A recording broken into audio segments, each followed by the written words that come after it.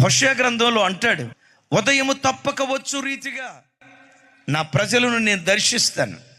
వర్షం తప్పక వచ్చు రీతిగా నా ప్రజలను దర్శించి మోడు బారిన వాళ్ళ జీవితాలను నేను మరలా చిగురింప చేస్తాను అంటాడు. వర్షం తప్పక వచ్చు రీతిగా నీవు ఆరాధించే దేవుడు తప్పకుండా నీ కుటుంబాన్ని దర్శిస్తాడు, నీ పిల్లలను దర్శిస్తాడు, నీ వ్యాపారాన్ని దర్శిస్తాడు, నీ ఉద్యోగాన్ని దర్శిస్తాడు. ఎండిపోయినట్లుగా ఒకవేళ నీ పరిస్థితి కనబడుతుందేమో, ఏ రంగంలో చూసిన చవుడు భూమి, ఏ రంగంలో చూసిన ఎండిపోయిన అనుభవం, మంచి రోజులు రావేమోనయ్యా.